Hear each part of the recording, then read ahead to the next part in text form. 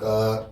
저희 오늘 이번 정상 그리고 맵스 고등부에서 대학 합격한 선배들 데리고 인터뷰를 좀 진행하기로 했습니다.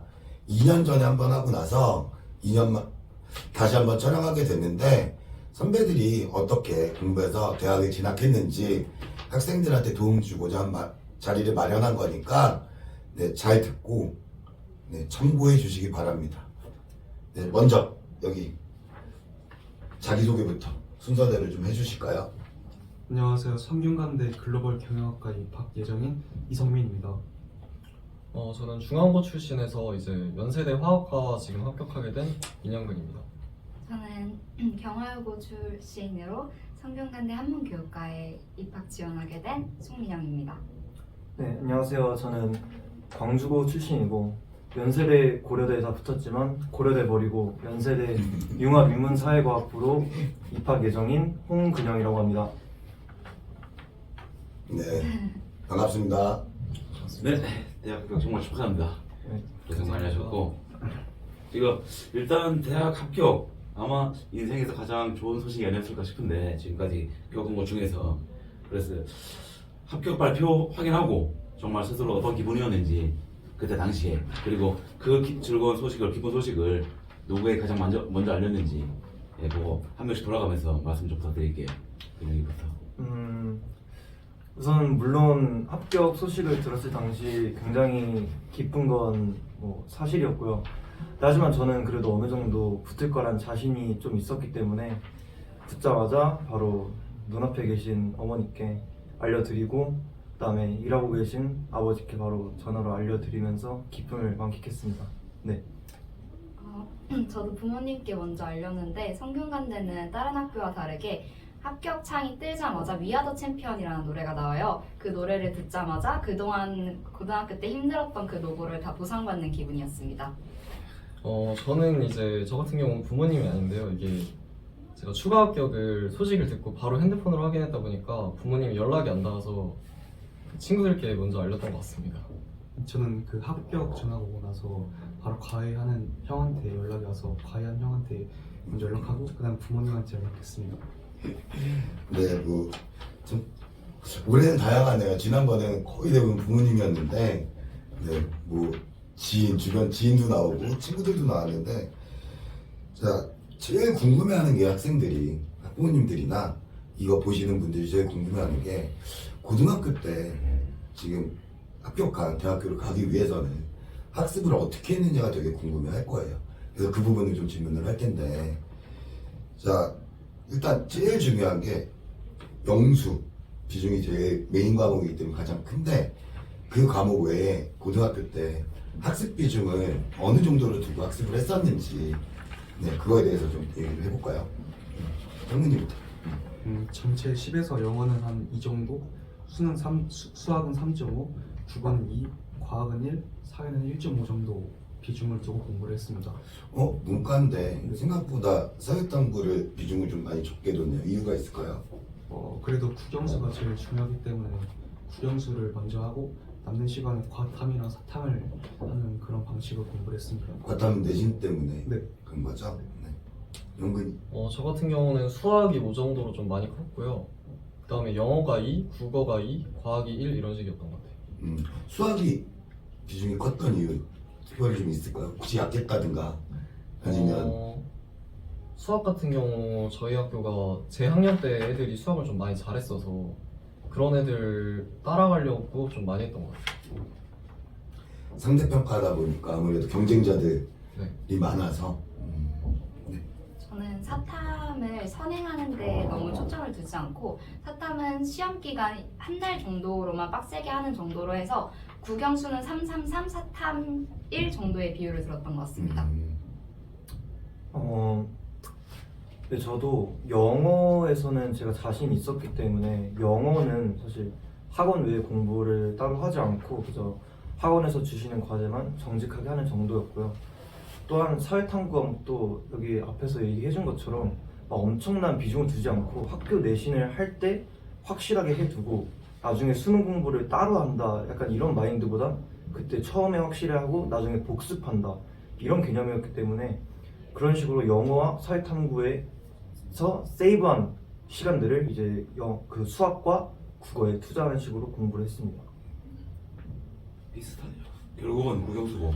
네, 뭐 대학 입시 제 생각인데 대학 입시 제도가 사실은 그동안 되게 많이 바뀌어왔거든요. 근데 입시 제도가 어떤 형태로 바뀌든 국영수가 메인인 거는 바뀐 적이 단 1도 없었어요. 어떤 방식이든. 그래서 메인 과목을 탄탄하게 잡아놓는 게 제일 중요하지 않을까. 네, 그렇게 생각합니다. 네. 그리고 지금 얘기를 좀 해주면 고마운 건 우리가 학교가 6개가 있는데 그 6개 학교가 약간의 특성들이 있고 그리고 차이도 있고 좀 전에 연근이가 중앙고 출신이었죠. 네네. 올해 중앙고 3학년 상위 애들이 수학을 그렇게 잘한다고 네, 수학이 좀 네, 많이- 들었었어요, 정말로. 네, 들었어요. 시험 문제 엄청 어려웠는데 코트 96 걸리고 막 이랬다고. 네.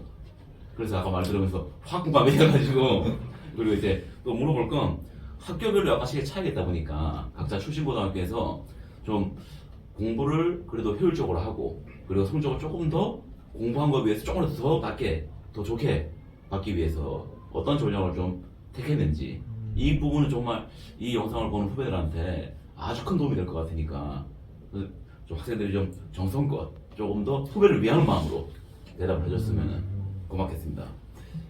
네, 일단 저부터 말씀을 드리자면 일단은 내신 대비는 무조건 완벽한 암기가 핵심을 유념을 해야 됩니다. 일단 암기가 먼저 돼야 그 다음 뭘 하든 되기 때문에 일단 암기를 먼저 한 후에 그 다음에 이제 시험을 계속 보면서 출제 특징을 파악하면서 효율적으로 공부하는 게 중요한데 특히 저희 광주고 같은 경우에는 이제 영어 과목에서 서술형 출제가 많이 되고 또한 모의고사가 원래 그 모의고사 지문이 아닌 더 나아가서 원문 지문까지 나오는 그런 특징이 있었는데요. 그런 거를 이제 대비하기 위해서 저는 서술형 문제는 제가 중학교 때부터 고등학교 때까지 쌓은 어떤 구문 분석 실력으로 극복을 했고요. 그리고 모의고사 원문 문제 같은 경우에는 이제 제가 혼자서 해결하기 힘든 부분이다 보니까 학원에서 여기 계신 이제 안병학 선생님께서 많이 준비를 해주셔서 심지어 이제 실제로 직보 때는 이제 그 원문을 가진 강의로 이제 구성을 했는데 실제로 시험에서 5문제 이상 그대로 예상이 적중한 사례도 있었습니다. 네. 경하여서 고등학교는 여러분들이 소문으로 아시다시피 내신이 굉장히 빡센 학교라고 저는 생각을 하는데요. 제 친구 중에서도 머리가 굉장히 좋은 친구들이 많아서 3일 만에 60페이지를 통암기하는 친구들도 굉장히 많았고 수학 공부를 안 하는데도 수학 모의고사가 1등급 나오는 친구들이 굉장히 많았습니다. 저는 그런 친구들을 보면서 상대적인 박탈감을 굉장히 많이 느꼈는데 그런 친구들의 페이스를 절대로 따라가지 않고 자신 스스로의 페이스를 따라가는 것이 굉장히 중요하다고 생각합니다. 전략을 물으셨는데 저는 머리가 좋은 편이 아니었기 때문에 압도적으로 공부량을 늘리는 그런 바보 같은 공부법을 우선적으로 선택을 했습니다. 그렇지만 저는 압도적으로 공부량을 늘려서 자신이 스스로 공부법을 생각하고 자신이 생각하기에 자신에게 맞는 가장 효율적인 공부법을 찾는 것이 굉장히 중요하다라고 생각해서 저는 처음에 공부법을 모르겠는 학생들에게는 우선 압도적으로 공부량을 늘리라고 말씀드리고 싶습니다. 저 중앙고 같은 경우는 좀 일단 기본적인 실력은 당연히 뒷받침이 돼줘야 되고요. 그러고서 이제 1, 2등급 사이에서 갈리는 게 좀 세세한 디테일적인 개념? 그쪽에서 갈리는 것 같아서 개념을 좀 제대로 알고 정확하게 알고 있는 게 중요하다고 생각합니다. 저는 태전고등학교 졸업했는데요. 태전고등학교는 특성상 학교 선생님이 수업하시는 교재랑 문제에서 문제를 출제하기 때문에 단지 시험 기간에만 열심히 하는 게 아니라 평소 수업 시간에 열심히 듣고 집 가서 복습하고 추가적인 문제풀이를 하는 그런 전략이 중요하다고 생각합니다. 얘기 딱 들었을 때 제가 공감되는 부분이 민영양이 얘기한 학습량을 절대적으로 늘려야 된다. 사실은 대부분 학생들이 뭐 천재 소리 들을 만큼 머리가 좋은 것도 아니고 전국에 일반적으로 다 평범한 학생들이 많아요. 그리고 학생들이 오해하는 것 중에 가장 큰 게 서울대 뭐 이런 데는 천재들만 간다. 근데 사실은 엄청 평범한 학생들이 오히려 더 많이 가거든요. 그런 학생들을 인정해 주는 게, 아, 저 사람은 진짜 노력을 엄청 했구나, 자기 목표를 위해서. 이렇기 때문에 명문대 간 친구들이 인정해 주는 거지, 아, 지금 똑똑하구나 하고 좀 다른 관점으로 봐야 될 것 같아요. 그게 너무 와닿고, 영근이가 얘기한 것도, 네. 그 디테일. 사실은 뭐 교과서에 있는 내용은 다 똑같아요. 개념도 똑같고. 근데 개념을 얼마나 본인 것으로 세밀하게 만드는지. 거기서 사실은 수학 같은 경우는 심한 문제 차이가 한가름이 나는 거여서 조건 해석하는데 그 요만큼의 개념 차이로 한가름 나니까 저는 그 두 분이 너무 많이 와닿았어요. 네. 감사합니다. 네. 지금 딱 다 얘기했는데 또 하나 궁금해하는 게, 학생들이 뭐 저도 학생들한테 수학할 때 얘기를 많이 해주지만 어려워하는 과목들이 있어요. 본인들. 난 이 과목하고 궁합이 안 맞아. 이건 나의 갈 길이 아니야. 이렇게 생각하는 과목들이 있는데 그 어려운 과목들을 어떻게 극복해가지고 성적을 만들어내는지. 저는 제일 어려웠던 과목이 수학이었는데 수학은 벼락치기가 불가능하다고 생각했기 때문에 시험 기간 저는 미리 수학 선행을 해서 기초를 쌓고 시험 기간 때 이제 고난도 문제를 풀면서 그 점수를 올렸었던 것 같습니다. 저는 이제 영어가 어려웠는데요. 영어는 근데 제가 부족한 점이 단어라는 걸 좀 잘 알고 있었어서 단어를 암기하는 식으로 극복했던 것 같아요. 이 과목마다 방법이 있는 게 아니라 사람마다 뭐가 부족한지 잘 아는 게 되게 중요하다고 생각합니다. 저는 수학을 가장 못했는데요. 저는 성균관대를 나왔음에도 불구하고 저는 3년 내내 수학이 4등급에 있었던 학생이었습니다. 근데 저는 여기서 3년 내내 수학을 정말로 열심히 했음에도 불구하고 4등급을 벗어나지 못해서 굉장히 저는 수학적인 머리가 없구나라는 좌절을 굉장히 많이 했었는데요. 그래서 학원도 바꿔보고 문제집도 바꿔보고 인강 선생님들도 바꿔보면서 수학에 대한 열정을 많이 쏟았음에도 불구하고 3년 내내 수학이 4등급이었습니다. 그렇지만 저는 고등학교 3학년 때 다른 과목보다 정말로 수학을 압도적으로 공부를 많이 해서 수학을 2등급까지 올릴 수가 있었는데요. 저는 자신이 못하는 과목이 있더라도 그것을 포기하지 않고 자신만의 방법을 계속 추구해서 나가다 보면은 언젠가는 그 과목이 오른다라고 생각합니다. 저도 입시에 있어서 국어라는 과목이 저의 발목을 크게 잡았었는데요. 저는 개인적으로 학습적인 측면보다는 마인드적인 측면에서 말씀을 드리고 싶은 게, 입시에서 대부분 본인이 원한 목표만큼 성공하지 못하는 친구들의 특징 중 하나가 과목 편식이라고 생각합니다. 본인들이 잘하는 과목만 계속해서 투자하고 못하는 과목은 잘하는 과목으로 어떻게든 커버 친다는 마인드로 계속해서 시간을 투자하지 않는데, 그런 식으로 갔다가는 결국에는 입시에서 성공하지 못할 가능성이 높기 때문에 본인이 못하면 못할수록 어떻게든 뭐 유튜브라도 찾아봐서 본인의 잘못된 본질을 고치겠다는 마인드가 저는 이 어려운 과목을 극복하는데 핵심이라고 봅니다. 근육이 얘기 아주 확 공감되네요. 네. 예, 진짜 공감돼. 특히 저는 영어 선생이다 보니까 수학을 잘하는 아이들, 소위 머리 좋은 아이들, 그 아이들이 영어 외우는 거 진짜 싫어하거든요. 영어 계속 못해요. 그러니까 수학은 재밌으니까, 풀리니까 수학만 뒤집다 하는, 그러니까 수학 1등급, 영어 6등급 이런 케이스를 보게 되는데, 진짜 그런 경우의 아이들은 절대 성공 못 하거든요. 절대. 저는 수학이니까 이제 반대 케이스가 있어요. 그러니까 영어는 계속 탑을 찍고 이미 고등학교 1학년 올라올 때 이미 수능 1등급 실력을 만들어 놓은 친구인데 수학을 너무 싫어해요. 그러니까 영어, 언어적으로는 굉장히 센스가 좋은데 수학을 너무 싫어하니까 잘 안 보려고 하는. 근데 사실은 저도 학생들 가르칠 때 특히 이제 막 고등학생 되고 내신 준비할 때 학생들한테 내신이 벼락치기가 안 되는 건 다 알잖아요. 미리 과목 준비할 때 네가 가장 하기 싫은 걸 먼저 정리하라고 항상 얘기해 주거든요. 이게 뒤로 밀려가면 밀려갈수록 심리적 압박감이 커지니까 내려놓게 되잖아요. 그래서 자꾸 그런 얘기를 해주는데, 가르쳐보면 학생들이 공통적으로 나오는 게, 영어 싫어하는 학생들은, 이건 수업 시간에 해주는 말인데, 게으른 학생들이에요, 사실은. 영어 싫어하는 학생들은 게으른 학생들이고, 수학 싫어하는 친구들은 기초가 너무 없어서 다시 시작해도 앞부분이 안 되니까 너무 어려워하는 케이스가 너무 많더라고요. 그러니까 단계적 학습이 필요한 것들은 사실은 좀 쌓여 있어야 되는데 딱 맞먹는다고 되는데 되는 게 있고 시간이 걸리는 게 있는데 그 걸리는 그 인내심 그 기간을 못 참으니까 자꾸 내려놓고 왔다 갔다 하는 것 같아요. 근데 정말 근영이 말처럼 마인드 잡고 자기 안 되는 거 확인하고 영근이 말처럼 자기 안 되는 딱 집어서 파악하는 게 최우선인 것 같아요. 너무 좋은 말 해주는데요, 선배들이. 네, 제가 지금 물어볼 건 지금 어려웠던 과목들이 이제 어떻게 극복했느냐 말씀을 해주셨는데 지금 학생들이 고등학교 3년 동안 공부하면서 내가 그래도 다른 아이들보다 이 부분은 좀 더 잘 공부한 것 같다. 그리고 후배들도 이렇게 해주면 좋을 것 같다. 그래서 나름대로의 공부 비법 요거를 좀 얘기를 해주면 좋을 것 같습니다. 우선 저는 문과였습니다. 네, 그래서 문과의 측면에서 말씀을 드리자면 아까 짧게 말씀드렸지만 사회탐구 과목에서 시간 절약을 진짜 상당히 많이 해야 됩니다.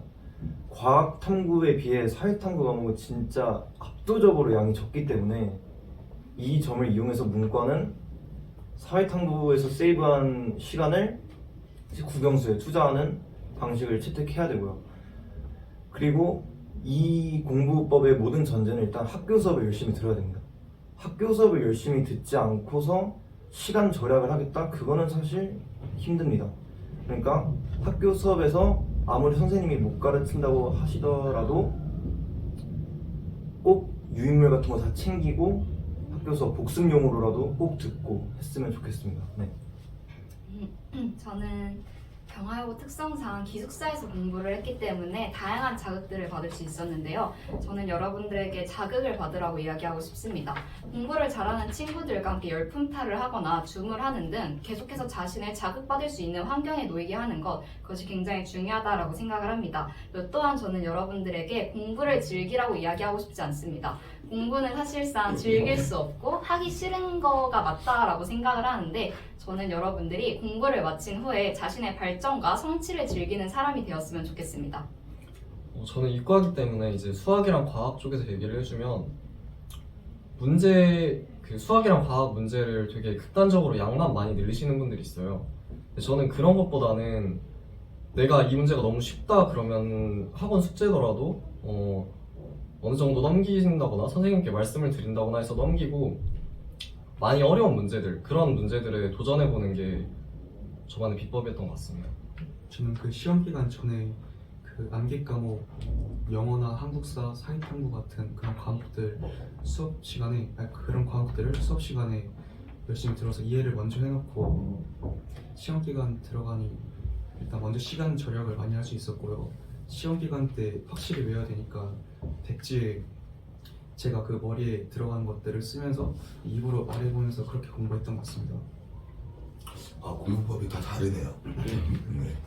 그러니까 사실은 자기 공부법 찾는 게 최우선이잖아요. 근데 그거 찾는데 시간 사실은 오래 걸려요. 딱 보자마자 내 걸로 만들 수는 없는데 그래서 일단 공부 잘하는 친구나 선배나 이런 것들을 벤치마킹 해가지고 하나씩 하면서 자기 걸로 변경해가는 저는 그런 방법을 학생들한테 많이 추천을 하는데 저는 조금 달라요. 네, 저는 수학, 개인적으로. 영어 뭐 이쪽은 확연하게 공부법이 다르게 나오네요. 아니 다른 게 아니라 학부모 상담해 보면 네, 성적이 조금 안 좋은 아이들 부모님들 그래서 우리 아이가 공부 방법을 모르는 것 같아요. 방법이 잘못된 것 같아요. 이 말씀 많이 하시거든요. 아 그거는 아니죠. 그런데 네. 저는 항상 그 말씀을 들으면 하는 부모님들도 그렇고 애들한테도 그렇고 똑같이 하는 말. 일단 공부를 해라. 맞죠. 많이 해라. 많이 하면 효율 잡히고 방법 잡히고 다 잡힌다. 해봐야 하는데 하지 않으면서 머릿속으로 어떻게 해야 할까? 아무 생각해도 방법 안 나온다.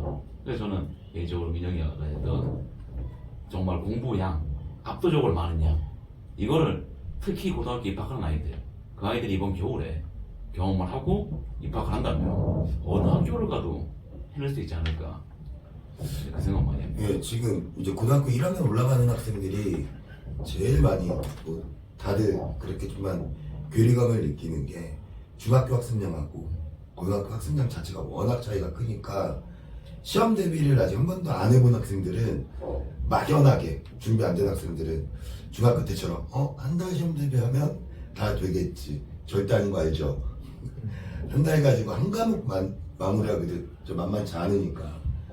그러니까 사전에 미리 기본 공부가 안 돼 있는 상태에서 벼락치기는 이제 지옥의 발을 담그는 건데 그런 부분들을 겪지 않으면 아무리 얘기해줘도 인지를 잘 못하더라고요. 근데 선생님들이 해주는 얘기, 부모님들이 해주는 얘기는 안 듣고 선생님이 해주는 얘기는 조금 듣고 선배들 하는 얘기는 되게 와닿아요. 네, 확 들어가요. 그래서 네. 이런 자리를 마련한 건데 학습량을 기본적으로 절대량을 늘려야 되는 거는 100% 공감이야. 양이 달라지니까 중학교하고 고등학교하고. 근데 무조건 양 많은 것도 사실은 재미를 반감하고 지루해지니까 효율적으로 쓰는 방법은 분명히 연구해야 되고. 네. 수학 쪽에서는 사실은 문제집 한 권을 딱 선정해서 이 문제집 한 권을 제대로 자기로 다 풀어내면 솔직히 모의고사 준비 따로 안 해도 될 정도로 충분해요. 근데 불안하니까 자꾸 새로운 문제만 풀죠.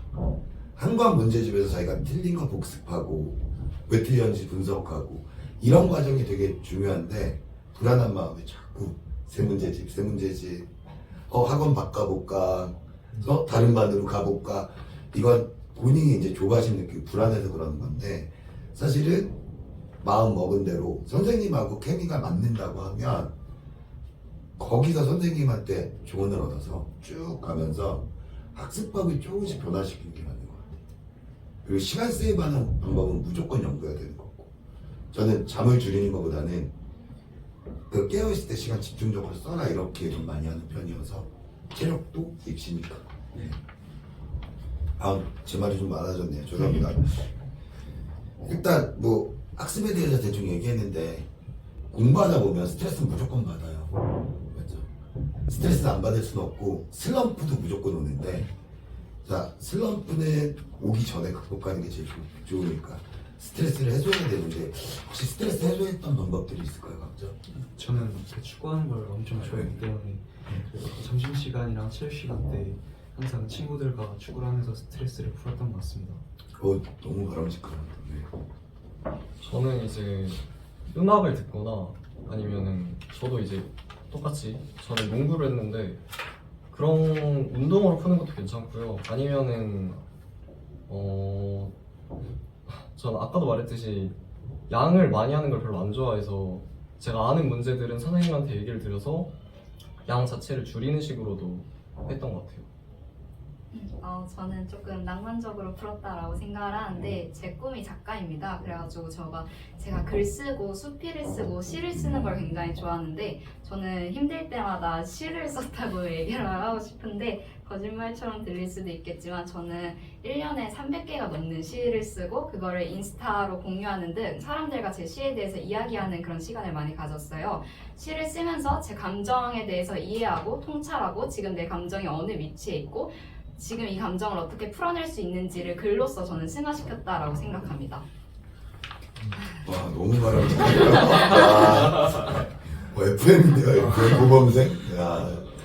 우선 대부분의 수험생들이 아마 학교 끝나면 학원 갔다가 또 학원 끝나면 잠깐 뭐 쉴 틈 살짝 있다가 이제 바로 자기 공부하는 식의 패턴을 아마 이제 겪게 될 텐데 이제 저는 그 속에서 아마 그나마 휴식이 됐던 거는 학교였던 것 같습니다. 학교에서는 물론 학교 수업도 열심히 들었지만 예체능 과목 시간에는 공부는 잠시 내려두고 이제 뭐 체육을 하는 등 혹은 음악을 감상하는 등 이렇게 온전하게 놀기도 한 것 같습니다. 저는 애들한테 공부 계획 세우라는 얘기 많이 하거든요. 그리고 계획표 세우면 실제로 저한테 이제 공유해서 제가 확인해주고 그럴 때 꼭 해주는 얘기가 일주일에 적어도 1시간 그래도 2시간 정도까지 네가 정말 하고 싶은 걸 할 수 있는 시간을 만들어라. 언제가 됐든 간 상관없는데 고정을 시켜라. 그리고 그거를 부모님께도 공유를 해라. 그래서 그 시간만큼은 정말 누구 눈치도 안 보고 아무것도 신경 안 쓰고 쉴 수 있는 시간을 만들어라. 그러면은 그 그 시간을 보고 너가 일주일을 버틸 수 있을 거다. 그 얘기를 저는 좀 일부러 좀 많이 해주거든요. 특히 공부에 대해 스트레스를 많이 받는 환경에 있는 아이들, 부모님의 기대가 좀 높거나 그런 케이스 있잖아요. 그런 경우 일부러 아이한테 얘기해주고 부모님께도 일부러 또 공유해드리고, 그렇게 하면 정말 아이들이 그 시간을 보고 일주일을 버티고 가고, 그리고 그 일주일을 버티는 게 심리적으로 덜 힘들어지니까 효율면에서 좋아지고. 그래서 지금 친구들 공통적으로 말하는 게 어떻게든 간에 분출하는 것, 그 무언가는 있어야 한다. 저는 거기에 참 정말 공감하고요. 그러니까 대부분 학생들이, 특히 남학생들, 스트레스 뭘로 푸니 학생들한테 많이 물어보면 거의 다 게임으로 네. 많이 하거든요. 롤 음. 많이 하는데, 저는 그거 절대 반대하는 게 시간 낭비라고 생각은 안 해요. 친구들하고 즐기는 시간이니까.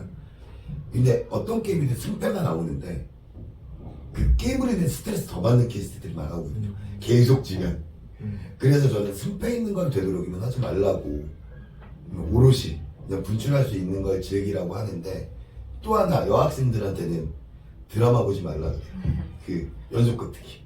진짜 끝은 뭐죠? 네, 그러니까 연속극 같은 거는 보통 밤 10시에서 11시 사이에 하는데, 아이들이 뭐 이슈가 되면 관심이 있으니까 보게 되는데, 딱 보고 딱 끝이 나서 바로 집중하면 좋잖아요. 근데 집중 절대 안 되거든요. 왜냐면 우리나라 드라마 특성이 자꾸 다음에 뭐가 나올지 엄청 궁금하게 딱 끝나버리면 그게 뇌에 자극을 빵 주는데, 이게 자극이 가라앉아 최소한 1시간 이상이 걸리거든요. 그럼 뭘 봐도 집중이 안 돼요. 그래서 되도록이면 보지 마라 이러는데, 네. 말 듣는 친구 별로 없죠. 네. 그래서 근데 너무 바람직하게 풀어서 학생들이 너무 대견한데요. 학생들에게 물을 건 학습 관련해서 학원으로부터 좀 정말 실질적으로 어떤 도움을 받았는지 여기에 대해서 좀 말씀을 좀 부탁하고, 이게 이제 고등학생들이 3년을 버티다 보면 힘들기 때문에, 힘드니까 조금 더 쉬운 방법, 조금 더 효율적인 방법, 그리고 주변에 잘 되는 친구들한테 눈이 가고, 그러면서 내 길이 아니지만 가면 될 것 같은 그런 생각을 할 수밖에 없고, 그렇기 때문에 저는 고등학생들한테 이제 항상 하는 조언이, 정말 안 되는 과목이 있다? 그러면은 방법을 고민해야 한다. 하지만 되는 과목이 있다. 그럼 바꾸지 마라. 고등학생에게는 변화 자체가 리스크다. 이 얘기를 좀 많이 하거든요. 네. 그래서 그건 절대적으로 공감하죠. 네. 저도. 학생들도 이 부분에 대해서 좀 후배들이 듣고 좀 도움을 받았으면 하는 이 얘기를 좀 부탁을 좀 할게요. 학습 관련해서는 일단 학원의 존재 자체가 이제 나 혼자서 해결하기 힘든 부분을 케어해주는 게 학원의 존재 의미잖아요. 그러니까 뭐 예를 들어 앞서 아까 제가 말씀드린 것처럼 영어에서 이제 내신 문제 모의고사 원문이 나오다 보니 그 부분을 이제 선생님께서 찾아서 주신다거나, 또는 수학학원은 이제 그동안의 족보 문제들을 쫙 정리해 주셔서 분석을 해줘서 이제 예상 문제를 주신다거나, 국어도 이제 내신 국어에서는 양치기가 어느 정도 중요하다 보니 자료를 쫙 뽑아 주셔서 다양한 경우의 수를 대비할 수 있는 그런 식으로 학습 관련해서 도움을 받았습니다. 저는 학습 관련해서 학원으로부터 받은 도움 중에 가장 크게 기여했다고 생각하는 부분이 선생님인데요. 저는 제 담임 선생님이 이제 안병학 선생님이었는데, 저는 선생님을 굉장히 많이 괴롭혔던 학생이었던 것 같습니다. 저는 안병학 선생님이랑 실제로 전화도 많이 하고 카톡도 많이 하면서 숙제량이 너무 많은데 수행평가 시간이 다가왔다 그러면 숙제량을 줄여달라라고 이야기를 하거나, 모의고사를 보고 싶은데 모의고사 자료가 없다라고 이야기하면은 이제 선생님께서 또 괴롭히면은 이제 또 선생님께서 바로 모의고사지를 주시고, 그런 경험들이 굉장히 많았습니다. 그래서 저는 선생님을 괴롭히는 학생이었다고 생각을 했는데, 실제로 저는 새벽에 선생님한테 카톡을 보내기도 하고, 모르는 문제가 있으면 굉장히 무례한 시간에도 선생님한테 카톡을 보내기도 했습니다. 그렇지만 그런 식으로 선생님과 의사소통을 하고 상호작용을 하면서 얻었던 것들이 기억에 굉장히 많이 남았다라고 생각을 하기 때문에, 정상어학원에 오시는 분들은 선생님들을 많이 괴롭히는 학생이 되었으면 좋겠습니다. 이제 저 같은 경우는 학원에서 도움을 많이 받았던 게, 사실 개념이나 이쪽 부분은 저 혼자 많이 이미 하고 온 게 많아서, 그거보다는 적중률 높고 좀 질 좋은 선별된 문제들을 많이 받을 수 있어서 그게 많이 좋았던 것 같아요. 저도 아까 친구들이 다 말씀드린 같이 그 제공해 주시는 그 문제랑 자료가 굉장히 도움이 되었습니다. 먼저 개념 학습을 하고 이제 문제 풀이를 해야 되는데 기본 문제부터 출판사별 교과서 문제, 고난도 문제, 타학교 문제까지 주시니 시간 절약에도 도움이 되었고 실력 향상에도 도움이 되었습니다. 저도 학생들이 사실은 고등학생들이 시간 싸움이 되게 많잖아요, 시험 대비 때. 근데 특히 내신 대비 때는 그런 자료들을 본인들이 뭐 인터넷 뒤져서 모아서 그런 시간 자체 학습에 투자하는 게 더 맞다고 생각을 하거든요. 학원 다닐 때 선생님들한테 아까 민영이가 그 안명환 팀장님한테, 안명환 선생님한테 뭐 새벽에도 질문하고 자료 달라 그러고, 근데 경험이 너무 많이 봐서 특히 시험 전날은 뭐 새벽 4시에 질문 타다다닥 올라오고 너무 많거든요. 근데 그런 학생들이 힘들게 한다는 생각을 해본 적이 없어요. 너무 이쁜 학생들이거든요. 왜냐면 이 학생들이 이게 해결이 안 되면 지금 문제가 엄청 심각해지는 거니까. 물론 피곤하긴 해도 너무 이쁜 학생들이죠. 네. 자료 준비해가지고 혜택 받는 게 사실은 제일 큰 것 같아요. 수업도 수업이고 그 외에 이제 본인이 해결 안 되는 문제들 케어받는 거, 그런 거에서 시간을 줄이는 게 가장, 특히 고3 학생들이 그게 가장 좋지 않았을까, 저는 그렇게 생각합니다. 자, 이번에 질문학과는 요즘 윈터가 다시 이렇게 막 윈터스쿨이 막 뜨고 있는데, 혹시 윈터스쿨 갔다 왔는지, 그리고 갔으면 어떤 게 안 좋았는지, 혹은 안 갔으면 주변에 갔다 온 친구들 사례에 대해서 좀 얘기 좀 해줄까요? 정민이부터. 저는 일단 윈터스쿨은 가지 않았고 주변 친한 친구들 중에서도 윈터스쿨을 간 적이 없기 때문에 여기선 제가 말씀드릴 게 없네요. 네. 저는 윈터스쿨을 갔다 오진 않았는데 되게 친한 친구 한 명이 윈터스쿨을 갔다 왔거든요. 근데 그 친구가 일단 가서는 괜찮았다고 하는데 갔다 와서 그 갑자기 확 자유로워지니까 그거를 자기가 컨트롤을 하기가 좀 어려웠던 것 같아요. 경하여고는 학생들이 윈터스쿨을 굉장히 많이 가는 케이스라고 생각을 하는데 제 대부분의 친구들은 윈터스쿨을 가서 크게 효과를 본 친구들이 많이 없었던 것 같아요. 윈터스쿨 자체가 돈이 굉장히 많이 드는데 돈 대비 효율이 조금 떨어지는 학생들을 많이 봤던 것 같습니다. 저도 친한 친구 한 명이 이제 공부 잘하는 친구들 윈터스쿨 간다고 본인도 따라갔다가 약간 이제 시간 낭비만 다소 하고 온 그런 케이스를 봤는데요. 그래서 제가 이거를 보고 확실하게 하나 느낀 거는, 본인이 윈터스쿨을 정말 가고 싶다면은 모든 걸 절제할 만큼의 그런 마인드를 가지지 않고서야는 이제 무조건 시간 낭비가 될 확률이 높다. 그리고 꼭 기본 실력이 있는지를 점검하고 목표 의식이 탑재가 됐는지를 항상 본인 스스로 끊임없이 점검한 후에 무조건 선택하는 걸 추천드립니다. 저는 윈터스쿨에 대해서는 사실은 뭐라 그럴까, 좀 표현이 그렇지만 땜빵용이잖아요, 그들 입장에서. 네, 그렇죠. 저도 예전에 윈터스쿨 이제 수강도 가봤고, 근데 케이스가 보통 대부분 어떠냐면, 이제 대입 끝나고 재수생들, N수생들이 재입학하는 2월 전까지 시간이 비는데, 그 시간에 선생님들한테 제공거리가 있어야 되니까 그 재학생 윈터가 좀 있거든요.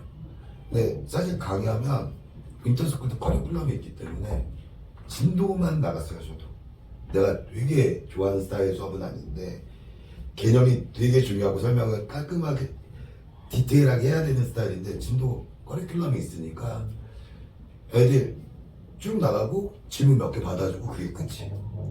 그래서 이거는 선행에 아주 돼 있는 학생들 아니면 알아듣기 좀 힘들지 않았을까.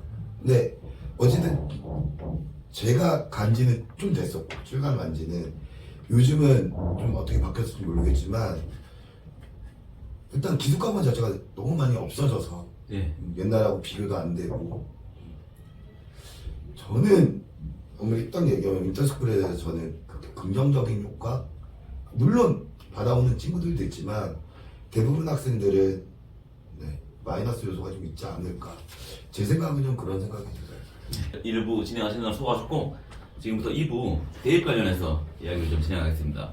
일단 제일 먼저 물어볼 거, 대입을 위해서 지금 이 시기 고등학교에 입학하기 전에 어떤 공부를 어떻게 했는지 요거 좀 부탁을 좀 할게요. 예비 고1 때는 사실 대입에 관련해서는 전 솔직히 크게 생각은 안 하고 그냥 대입을 위한 그냥 성적을 만들기 위해서 그냥 드립다 계속 공부만 열심히 했던 것 같고요.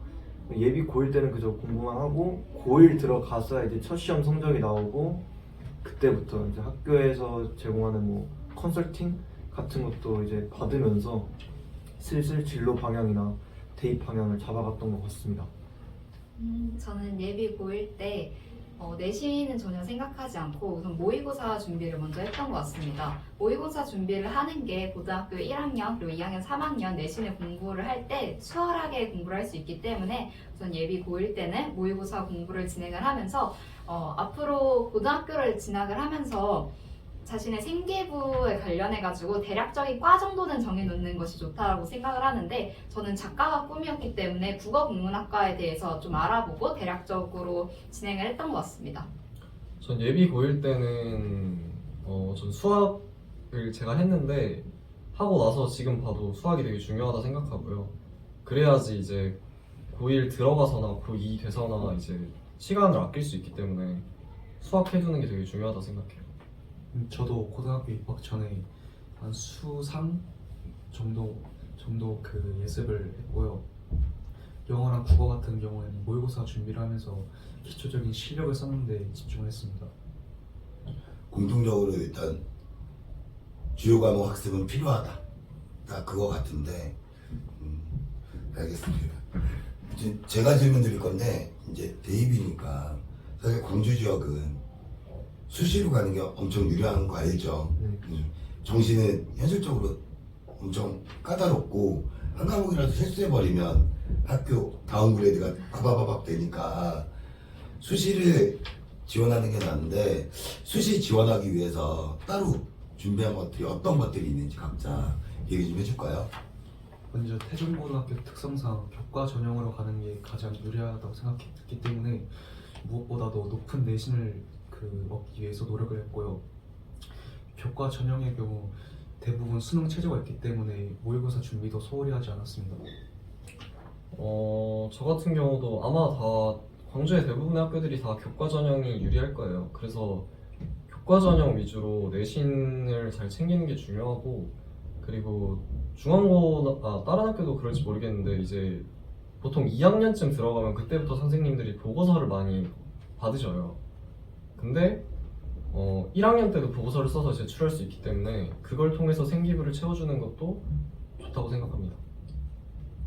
저희 학교는 저는 종합전형으로 가는 게 굉장히 중요하다고 생각하는데 저희 학교는 탑 상위권을 찍기 위해서는 외부 학생들이 대부분 탑 상위권에 위치하기 때문에 광주 지역 학생들이 상위권의 내신을 얻기가 굉장히 힘들어요. 그럼에도 불구하고 경화여고에서 그 대학을 잘 가기 위해서는 종합전형으로 생기부를 굉장히 잘 채우는 게 중요하다고 생각을 합니다.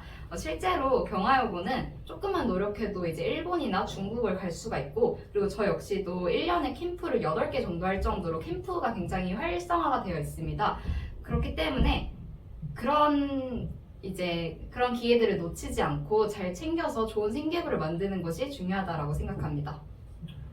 저희 광주고 같은 경우에는 입학 전부터 선생님들께서 이제 세특을 좀 잘 써주지 못하신다 그런 얘기를 많이 들었고, 그리고 실제로 겪어보니까 그런 경우가 많은 것 같긴 하더라고요. 그래서 여기 앞에서 얘기해 준 것처럼 교과 전형으로 가는 게 아무래도 유리하겠다 싶어서 물론 세특 발표도 하긴 했지만 그 이상까지는 하지 않고 그저 성적을 올리는 것에만 집중을 했습니다. 네. 종합적으로 딱 보면 수시에서 첫 번째, 뭐 이거는 전국 어디나 비슷한 것 같아요. 교과 전형이 제일 편해요. 예. 따로 준비할 거 없으니까 내신만 준비되고 최저만 맞춰주면 되니까. 이건 다 아닌데 현실의 벽은 비율이 그렇게 크지 않으니까. 그렇죠. 근데 수시에서 이게 안 된다 그러면 학생부 종합전형인데, 학생부 종합전형 생기부 채우는 그 방법들에 대해서는 1학년 학생들한테 아무리 얘기를 해줘도 아이들이 감이 없으니까 잘 못하다가 2학년 올라가면 그때부터 목표에 대해서 자료 준비해서 선생님 드리고, 근데 아이들은 이거는 내기만 하면 저절로 되는 줄 아는데 선생님이 제대로 써주셨는지 확인도 필요하잖아요. 자꾸 따라다니고 괴롭혀야 되는데 그런 부분에 대해서는 확실히 생기부는 경화여고가 관리를 조금 다른 광주 학교들보다는 지역에서는 잘해주는 것 같아요. 그리고 실제 합격률도 학생부 종합전형으로 가는 학생들이 높죠. 많고. 맞아요. 이것도 써놨는데 합격률.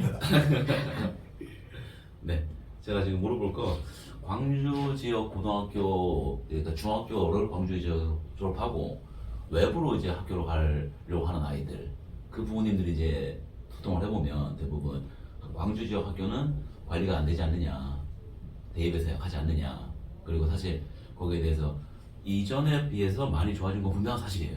그런데 객관적으로 봤을 때 아직까지 부족한 것도 사실이고, 그래서 지금 학생들에게 물어보고 싶은 게 수시 준비하는 과정에서 학교에서 좀 부족했던 거 어떤 게 있었고, 그리고 그거를 좀 각자 어떻게 해결했는지 요거 대답을 좀 부탁드릴게요. 아까 제가 말씀드렸다시피 세특을 일단 질 좋게 써주시지도 못하고, 그리고 또한 이제 특징 중에 하나가 저희 때 이제 대입 평가 목록에서 수상 경력이 이제 사라지다 보니까 학교에서 대회가 많이 없었어요. 그러다 보니까 딱히 뭔가 진로에 맞게 특별한 활동을 하고 싶어도 애매한 경우가 많았는데, 그러면은 이제 최대한 활용을 해야 되는데 어떻게 했냐 하면은 일단 최대한 창체 활동 혹은 자율 활동, 동아리 활동 시간에 이제 평소 수업 시간 발표에선 다루지 못한 유니크한 거 혹은 더 깊은 거, 논문까지 찾아가면서 최대한 세특을 채우려고 노력했던 것 같습니다. 저는 학교에서 해주지 않는 부분이 없었다라고 썼는데 근데 솔직하게 얘기하는 게 맞아요. 네. 이제 저희 학교가 이번에 이제 카이스트, 유니스트, 디지스트 이제 서울대 4명, 의대 3명을 이제 수시로만 보냈어요. 근데 그래가지고 저는 학교에서 이제 상담, 면접, 그리고 이제 생기부 관리, 그리고 이제 모든 것을 관리해 주셨는데 저는 선생님이랑 같이 출근하고 같이 퇴근할 정도로 면접을 이제 준비도 같이 잘 해주시고, 생기부에서 제가 이제 부족한 부분들도 선생님들이 다 이제 머리 쥐어 짜내 주시면서 관리를 해주셨기 때문에 저는 타 지역 학생들이랑 비교했을 때 크게 부족한 점이 없었다라고 생각합니다. 중앙고는 제가 아까도 말했듯이 생기부 채우는 게 좀 부족해요. 그러니까 2학년 때부터 이제 생기부를 어떻게 채워라 이런 걸 얘기를 안 해주시고 그 보고서를 내라고 계속 얘기는 하시는데 그게 세세하지 않단 말이에요.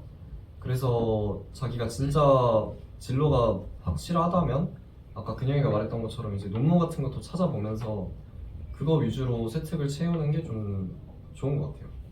저희 학교도 1, 2학년 때까지는 그 학교 분위기가 생기부와는 좀 떨어져 있어가지고 3학년 때부터 본격적으로 이제 활동을 하기 시작했는데요.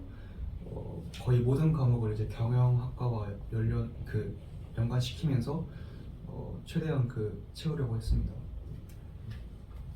아무래도 코로나 겪으면서 학교 활동이 축소될 수밖에 없었고, 그런 영향 때문에 아무래도 대회나 캠프나 얘기한 것들이 좀 많이 전에 비해서는 많이 줄어들긴 했어요.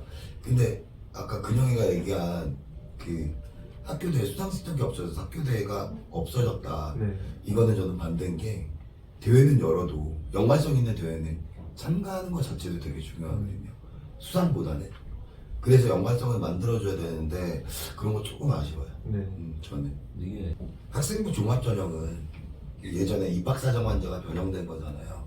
입학사정관제가 금수저 전형, 그래서 있는지 돈 쓰는 이런 거였기 때문에 명칭만 좀 바뀐 건데, 사실 일반 인문계 고등학교 학생들한테는 절대적으로 불리한 케이스예요. 그렇죠.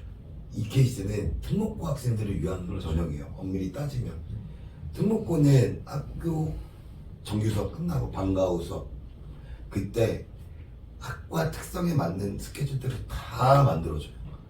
그러니까 활동 자체가 너무 달라요. 그렇기 때문에 인문계에서 종합전형을 보면 민영이는 정말 잘 간 거예요. 진짜로. 농담이 아니라 엄청 노력한 게 눈에 보이네요. 네. 전부 수시만 받겠는데 사실 수시 전형도 쉬운 건 아니잖아요. 뭐 교과든 종합이든 수시 전형 준비하면서 제일 힘들었던 점하고 어떻게 극복했는지. 저는 열심히 공부했지만 제가 원하는 성적을 받지 못했을 때 가장 멘탈적으로 힘들었는데요. 그 수시 전형에 같은 경우 이제 시험이 많이 남아있기 때문에 이제 그 다음 시험에 이제 만회해보자 하면서 그 멘탈 관리를 했던 것 같습니다. 제가 생각했던 그리고 겪었던 힘든 점은 이제 친구들과 경쟁을 해야 되고 그 다음에 뭐 등수 하나 차이로 등급이 떨어지고 이게 좀 크게 느껴져요. 그래서 그것 때문에 힘든 점이 분명히 있으실 건데 그거 같은 경우에는 뭐 방학 때 너무 공부만 하지 말고 그 보고서나 이런 걸 쓴다거나 좀 딴 걸 알아보면서 친구들과 그런 건 같이 할 수 있거든요. 그리고 그런 걸 하면서 읽는 게 하나의 방법이었던 것 같습니다. 저는 고등학교 3년 내내 가장 힘들었던 시간이 벚꽃이 휘날리는 시간이 굉장히 힘들었는데요. 사람들은 이제 벚꽃이 휘날릴 때 다들 놀러 가고 이제 인스타 보면 애들이 다 인스타에 벚꽃 사진 찍으면서 자랑하고 막 그런 식으로 하잖아요. 근데 벚꽃이 휘날리는 순간은 이제 중간고사이기 때문에 저는 굉장히 후레한 옷을 입고 얼굴도 막 엄청 망가져 있는데 애들이 막 놀러 가는 것들을 보면서 저는 굉장히 부럽고 솔직히 심적으로 많이 힘들었어요. 저는 꾸미지도 못하고 이제 기숙사에 박혀 있어야 되니까.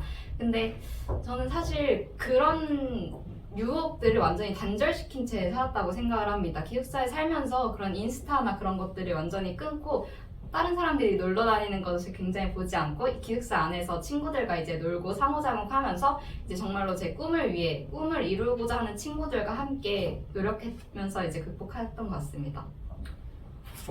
저는 사실 아까 이제 앞서 성민이가 얘기한 것처럼 내신 시험에서 못 봤을 때 좌절을 가장 크게 하긴 했는데요. 근데 저의 장점이자 또 특히 광주고 남자애들의 특징 중 하나가 빨리 잘 읽고 다음으로 넘어가는 그런 게 좀 중요한 것 같습니다. 자꾸 못 본 시험에 매몰되지 말고 계속해서 앞에 이제 잘 보면 되지라는 생각으로 하는 게 중요한 방법인 것 같습니다. 고등학교 3년은 사실 멘탈 어떻게 잡고 가느냐. 맞죠? 예, 정말 그게 관건인 거고. 예. 애들 시험 보고 나서 우는 애들 많아요. 특히 이제 고1 첫 시험 보고 네, 나면. 맞죠. 그런데 그 아이들은 둘로 쪼개지더라고요. 울고 나서 바꾸는 아이들, 울었는데 잊고 그대로 가는 아이들. 근데 아마 여기 앉아 계신 분들은 울었고 바꿨기 때문에 여기 있지 않을까 이런 생각 많이 하고, 지금 학생들이 대입 진행하면서 학습과 별개로 대입과 관련해서 학원에서 좀 어떤 도움을 좀 받았는지 요거 좀 얘기 좀 부탁할게요. 저는 일단 여러 가지 뭐 입시 상담도 해주시고 하셨지만 그 중에 선배를 소개시켜 주신 게 좀 도움이 됐어요. 저기 계신 김호 선생님께서 제가 연세대 면접을 준비할 때 1년 먼저 저희 학교에서 연세대를 간 형을 소개시켜 주셔서 그 형한테 면접 관련해서 이것저것 물어보면서 최대한 뽑을 수 있는 건 다 뽑고 면접장까지 갔던 그런 기억이 있어가지고 그것 또한 이제 학원을 통해서 이제 입시에 좀 도움을 받은 거니까 그 점이 저에겐 상당히 도움이 됐습니다. 네.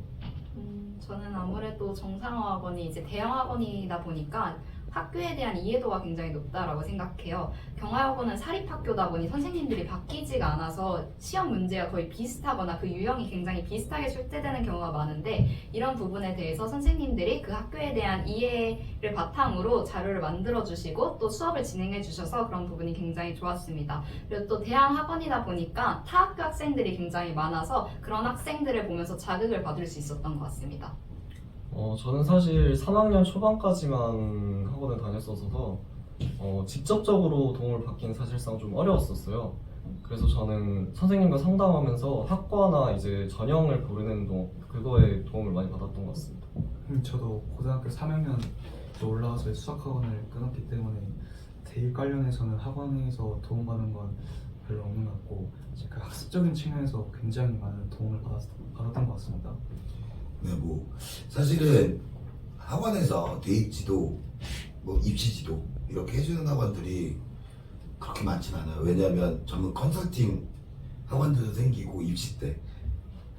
그래서 보통은 학생이나 학부모님들이 보통 강남 넘어가거나 그러면서 입시 컨설팅을 받으려고 그러는데 입시 컨설팅 받아본 친구들은 알 거예요. 입시 컨설팅 거기 가가지고 받는 거하고 뭐 그냥 있는 선생님하고도 면담 2번 네네. 정도 하고 학교 찾아주고 하는데 그게 입시 컨설팅 받으면 가격이 보통 80만 원에서 150만 원 사이에 한 번 하는데 근데 그쪽에서 해주는 컨설팅하고 선생님이 해주는 컨설팅하고 큰 차이도 없고 자료 이렇게 뽑아주는 분포 이런 거 그쪽이 양만 좀 많을 뿐이지 큰 차이는 없거든요. 그래서 입시 컨설팅은 정말 신중하게 돈 주고 하는 거는 정말 신중하게 생각하는 게 좋은 것 같아요. 네. 자 그러면 지금 이제 학생들이 또 궁금해하는 게 학습 3년 동안 진짜 거의 안 쉬고 다녔잖아요. 그거 하면서 가장 힘들었던 거, 가장 힘들었던 시기, 그리고 그거는 또 어떻게 극복했는지 이런 것들에 대해서 좀 얘기 좀 해줄까요? 네. 저는 고3 때 내신 공부하면서 수능 공부도 하고 생기부 채우는 활동도 하고 이제 여러 많은 활동하다 보니 체력적으로 엄청 힘들었는데요. 이때 하루 정도는 늦잠도 자고 뭐 친구들과 축구도 하면서 좀 체력적으로 많은 보충을 했던 것 같습니다. 저는 이제 고2 때 제가 이과다 보니까 수학하고 물리, 화학, 생명을 이제 공부를 다 같이 했었어야 되거든요. 그때가 제일 힘들었던 것 같은데 그때는 진짜 다른 때는 공부만 하고 그다음에 체육 시간에는 진짜 놓고 체육만 엄청 하면서 그렇게 지냈던 것 같습니다. 저도 이제 3년 동안 쉼없이 달리다 보니까 슬럼프도 생기고 힘들었던 시간이 굉장히 많았었는데 저는 그 힘든 것을 인정하는 게 굉장히 중요하다고 생각합니다. 자신이 힘든 거를 부정하고 난 힘들지 않고 이제 공부를 해야겠다라는 마음을 먹는 게 아니라 자기가 힘들다는 것 자체를 인정하고 그 힘듦을 어떻게 극복해야 될 것인지에 대해서 자가적으로 진단을 하는 것이 굉장히 중요하다고 생각합니다. 저는 고3 2학기가 제일 힘들었는데요. 그 이유는 자꾸 모의고사를 보는데 제가 맞춰야 될 수능 최저만큼의 성적이 나오지 않아서 스트레스를 엄청 받았거든요. 그래서 그때는 사실 뭐 좋은 행동은 아니지만 이제 선생님께 막 말도 없이 결석하고 막 그러기도 했는데 어쨌든 제가 말씀드리고 싶은 거는 혹시나 저처럼 막 힘들고 그런 시기가 온다면은 본인을 항상 1순위에 두고 뭐 가끔은 뭐 자유의 영혼처럼 돌아다니는 것도 뭐 도움이 될 수 있다고 말씀드리고 싶습니다. 네. 네, 3년 동안 대입하면서 안 힘들 수가 없죠. 일단 힘든 무조건 있어야 시기는 돼요. 네. 무조건 올 수밖에 없고요. 그리고 그때 정말 민영이가 얘기한 것처럼 무조건 부인 부정하기보다는 스스로도 좀 인정을 하고 그리고 근영이가 말한 것처럼 그리고 아까 영근이가 말한 것처럼 성민이가 말한 것처럼 어떤 시기 됐든 간에 스스로가 푸는 타임 꼭 있어야 된다. 저는 이거는 진짜 공감해요. 만약 그렇지 않으면 터지거든요. 그럼요. 터지면 걷잡을 수 없어지고 무너짐이 네. 길어지고 그러니까 슬럼프는 누구나 오거든요. 슬럼프는 안 오는 게 가장 좋지만 입시 3년 동안 슬럼프 안 겪는 친구는 단 한 명도 없을 거예요. 어떤 방식으로든 근데 무조건 오긴 하는데 제일 중요한 건 슬럼프 왔을 때 대처인데 슬럼프는 다 아는 사실지만 짧으면 짧을수록 좋거든요. 기간을 짧게 만들기 위해서 내가 뭘 해야 되는지 민영이처럼 자기가 인정하고 뭐 극복해야 되는지 아니면 성민이처럼 잠을 푹 자본다든가 이건 누구나 방법이 다 다르기 때문에 그런 거 극복하는 거는 빨리 극복하고 짧게 가는 게 도움이 필요하면 주변 사람들의 도움을 구하기도 하고 누구나 오는 거니까 당황 안 했으면 좋겠어요. 앞으로 오는 학생들도. 네. 네, 수고 많이 하셨고 이제 짧지 않은 시간인데 고생 많이 하셨고 마지막으로 이제 사실은 대입은 끝났는데 여러분들의 삶은 진짜 이제 시작이거든요. 진짜 삶은. 그래서 여러분들이 각자 좀 어떤 꿈을 꾸고 있는지 간단하게 공유 좀 부탁드릴게요. 저는 제가 이번에 들어가게 된 연세대 과가 국제대라는 단과대에 소속해 있거든요. 영어를 모국어처럼 쓰는 학과인데 그래서 저는 이 학교를 다니면서 정말 언어 실력을 유창하게 키우고 뭐가 됐든 해외에서 좀 꿈을 펼치고 싶다라는 그런 마음이 있습니다. 저는 고등학교 1학년 때부터 어떻게 보면 꿈에 대한 정의를 지각할 때부터 제 꿈은 작가였는데요. 저는 성균관대 한문교육과를 들어갔지만 한문에 대해서 공부를 하면서 어휘력이라든지 그런 것들을 향상시키고 작가로서 더 멋있는 모습을 보여주고 싶습니다.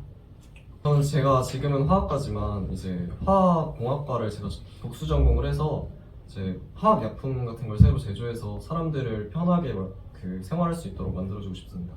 저도 아직 구체적인 직업까지는 생각하진 않았지만 이제 글로벌 경영학과를 갔으니 국제무역이나 해외 투자 같은 글로벌 시장에서 종사하고 싶습니다.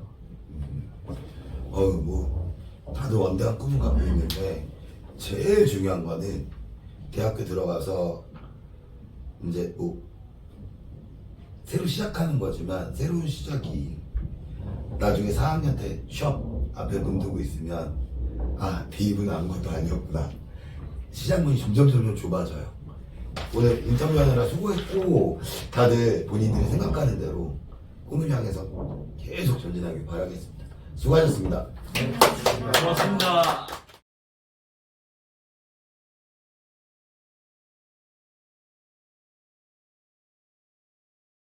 네, 학생들 추운 날씨에 와서 함께 해줘서 정말 고맙고 저희 나가보민 고등부는 작년 재작년보다 더 좋은 성과를 만들어내기 위해 최선을 다하겠습니다. 짧지 않은 시간 동안 시청해주신 학생 학부모님들께 진심으로 감사드립니다.